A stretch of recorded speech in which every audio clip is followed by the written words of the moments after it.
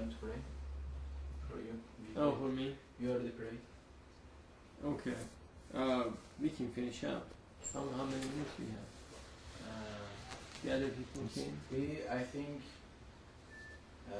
5:42 is time for the Maghrib. Okay. 5:42. That's Well, what we it can is. just wrap up and... I think let's be a break. I think that the body is so tired. Break. Okay. Şimdi ne kadar kaldı? Kaç sorum kaldı? Couple more questions. Couple more derken ne kadar? It's up to you. I can go on if you just have two more. No, 4. Oh, more. okay. I think we pray and we just that the body is tired. Let's give some break. Yeah, we've done this talk show. Has been. I'd like to ask about in Turkey when you were visiting. How was your perception of the mosques, like the faith in action in a sense, the symbols, the values that people have, and the call for prayers, for example, every now and then you hear. What kind of feelings you had, or was there any? I had lived in a Muslim society before when I lived in Jerusalem, so the call to prayer was a good sound in my ears, and it brought back a lot of good memories for me.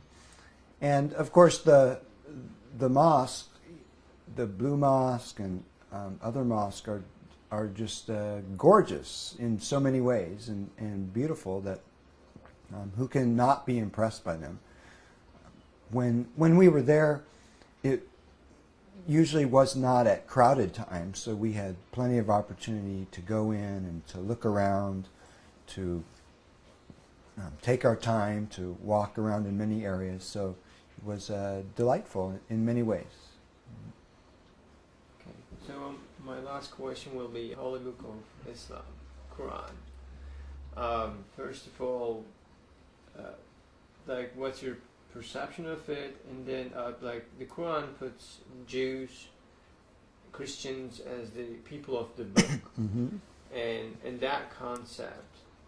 And speaking of even in religions, there are differences, and in denominations they blame each other about they're going astray and something. Like thinking of this concept the Quran puts in, even though the non-Muslims are a lot very close people, are mentioning that kind of respect and understanding. What would that contribute to the understanding of the world peace and the love and tolerance in general? Well, one thing that I truly appreciate about Islam and the Quran is that it does recognize the connections, and it recognizes that Jews and Christians, as people of the book, the Quran's term, are people with whom we, that is, as Muslims, share. We share something. We share Abraham, and we share prophets, and we share stories like Adam and Eve.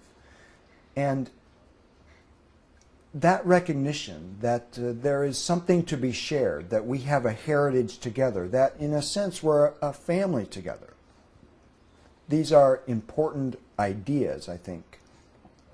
Ideas that resonate with ancient people, apparently. And as I recall, the Quran actually quotes or mentions Moses more than anyone else, outside of references Muhammad himself. But Moses, of all the other people who's mentioned, is mentioned more. So Moses, of course, is important for Jews and Christians as well. And that's important, I think, for all three religions to think about and consider, and to think of themselves as sons and daughters of Abraham, another great patriarch of the past. And I saw quite a bit of emphasis on that in Turkey, both in Urfa and elsewhere, an emphasis on the idea that we are all related because we are all of the same human family, and there you can include everyone, but you can also say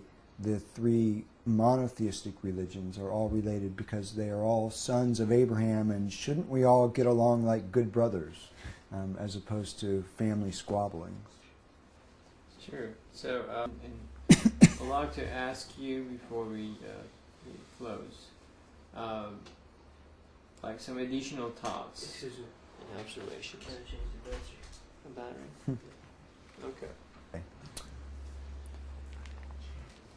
I think that Americans in particular, because we tend to be isolated, particularly in our culture, I think that we would do well to learn from IID that it is personal interaction and it is practicing hospitality which will not only solve problems but will also give us new friends. That is, in the long run, this is all for the benefit of everybody, including those people who participate in the dialogue. And yes, an ultimate goal is world peace, but along the way there's so much enrichment. There's so much